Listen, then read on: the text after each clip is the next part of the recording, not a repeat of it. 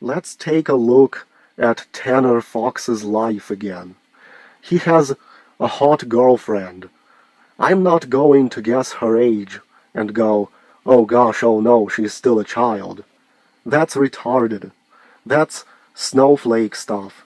And I'm not going to play those games where I see one thing, but I'm supposed to pretend I'm seeing a different thing. What I'm seeing is an attractive girl. I don't care if she's 14, or she is 18, or she's 20. What I care about is what my eyes tell me, and when my eyes allow me to see boobs, that's all I need. What's fucked up about the world is if you don't play that game they force you to play, where you must go against what your eyes see, they got some really harsh penalties lined up for you.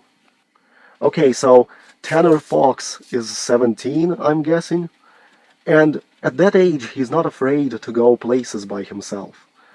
I was on the cusp of developing agoraphobia at that age. I actually do believe that I went through a kind of mild agoraphobia through all of my early 20s. Why is it that he can drive on his own and go places, and I couldn't at that age? My peers at that age had also completely rejected me. It was so unpleasant to be around my peers that I literally had to escape them by hiding in the house and not going out, and not even walking on the streets, for fear of running into them. Instead of embracing being around my peers and having fun, they forced me to hide myself from them, because they would constantly get angry at me, constantly would pry into my secrets that I didn't want to share, because you have to open up and show personality in order to bond with people, and I couldn't do that. I had a fear of that. So I put these invisible castle walls around myself, and that made it impossible for me to bond with people. I couldn't make friends without opening up, and I didn't want to open up. So instead of making it easier on me by working around that, people made it so that I just couldn't be a part of any group. It just didn't work.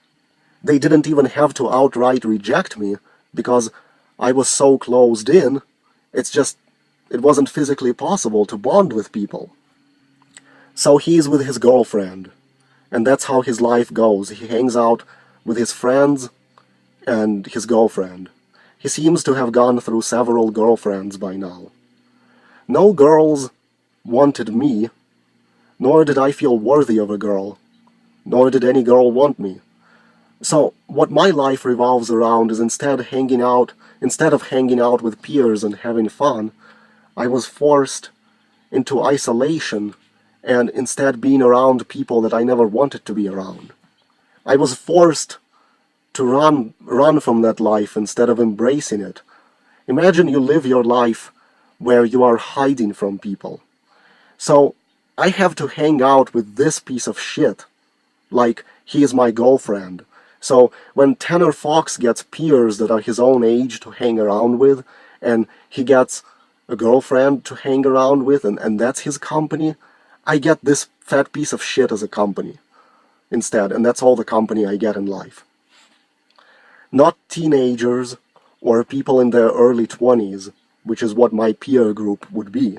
No, I get to be this person who is overlooked by other teenagers, overlooked by people in their early 20s, unnoticed and overlooked by women.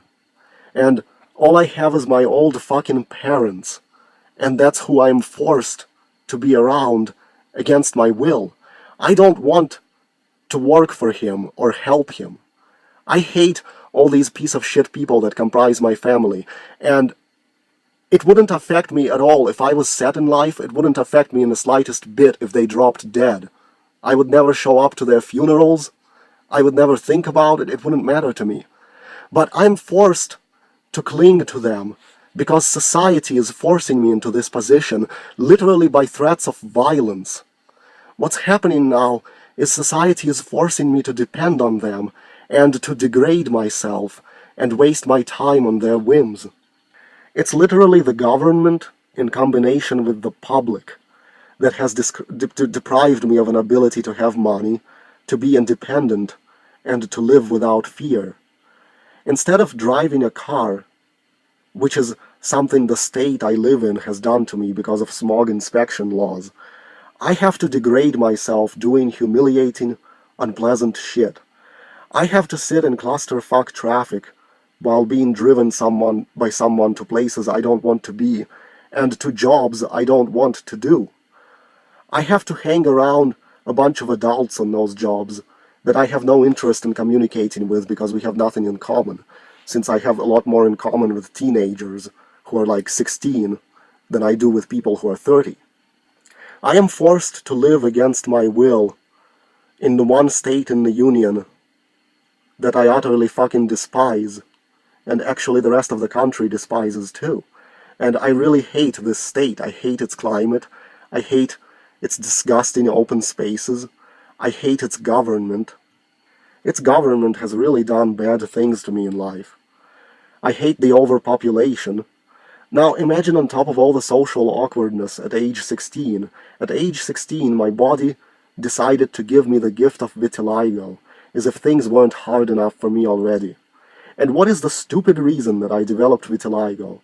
I liked peeling away layers of skin from the ends of my fingers ever since I was a little kid. It was a neurotic thing. Well, apparently if you do that for too many years and never let it heal, it causes the skin on the rest of your body to become weaker, so you get vitiligo. And that's a really stupid fucking thing.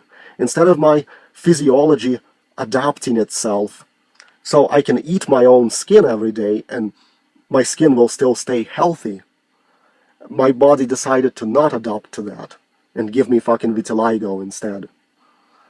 See, while these Terradera brothers from the Terradera Brothers YouTube channel, they get to go around shirtless, my health decided I will not be allowed to go shirtless. It decided to give me vitiligo, to further degrade me, as if I didn't feel degraded enough already. And now society is further degrading me. What I do is I research things to find out how the world works. And that's part of the reason why I get hated and punished. I figured out what is truly going on in the world. Then I base my fictional stories on that. Well, most people's reaction is kind of baffled to the things I end up telling them. And so their reaction is, because of their ignorance, is, what in the fuck, you must be retarded. I went from fearing bullies at school, most of whom were Jews. I was really treated badly by Jews at school, because I used to go around and saying that I like Hitler for fun, and that caused the Jews to treat me very badly. And then I went from fearing bullies to fearing police. Think how your life progresses. You go to school, and there are some jerk students and some jerk teachers you have to worry about, and you think that's bad.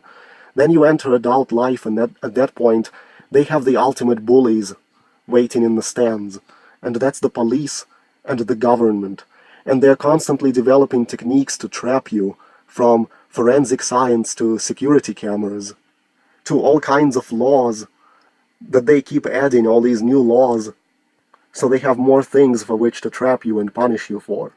Think how at 16 you don't have to fear being attracted to teenage girls, but at 20, just 4 years later, or even 3 or even 2 years later, they start making it so that you do have to fear it very much. That's what I mean, but that's only one small thing among the millions of other things that they do. This is all done so they can lock you into whatever miserable life you were born into, so you can never get out. Society is forcing me to follow around an old man. Why am I hanging around old people and never actually permitted to hang out with my peers? How is it that I go to the pool and there are teenage guys there and I can't be friends with them? If 500,000 people bought my James Grider novel, all this bullshit could end. That's another thing that's really frustrating.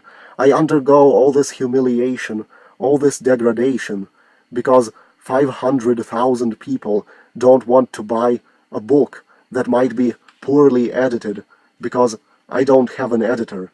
And what they would really be doing is the equivalent of dropping $3 into a homeless person's hand.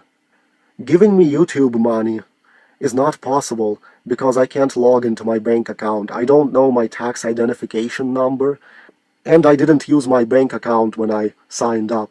I gave the old man's bank account name instead. So that's that. There's no YouTube money, and I'm never gonna see YouTube money. Thing is, I could be just like Tanner Fox, but I also would be a lot more intelligent because I can actually explain to you how you're all oppressed, since you're not realizing it.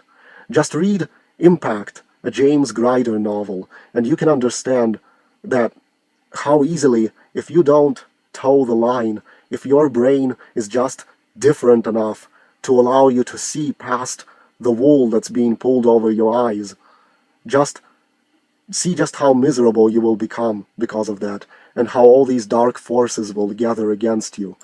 These dark forces hover there on the periphery. As long as you are chipper and wealthy, like Tanner Fox, and dumb too, you will think you are in paradise. But behave just like James Grider, just because you're able to see all these dark forces, and want to take action against them, and things will become very bad for you, very fast.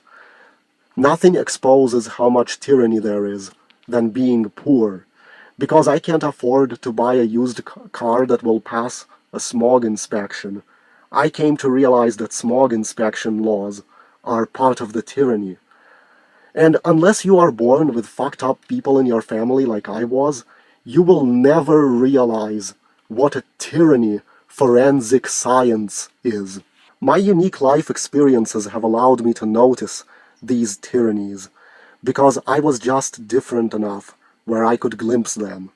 People like Tanner Fox have never glimpsed them, at least not yet. The anti-piracy law that James Grider, in my book, resisted against would never be any kind of problem to someone like Tanner Fox. He would never give it a second thought, and it would never seem like a tyranny. Why? Because he is too rich. He is rich and he can afford to pay for all that shit, so the law would be nothing to him. Why is he rich? Because society arbitrarily decided to make him rich. Arbitrarily. Society could arbitrarily decide to do the same thing with me, but they refuse to, and partly because I speak inconvenient truths. You think if Tanner Fox started speaking out against forensic science or security cameras, you think he would be rich? No, he'd be as buried away as I am, and the dark forces would hover over him, waiting for him to slip up. His subscribers would evaporate. He would get bombarded by hate, and YouTube would likely remove and bury his stuff for going against the grain of how these masters want us all to live. James Grider went against the grain, and his life became horrible in the novel. It is now a hard-fought journey, fraught with pain and despair, where he lives in a world that's incredibly divided and incredibly turned against him, where if he doesn't buy into the delusions everyone has been indoctrinated to repeat, his life will be made a living hell.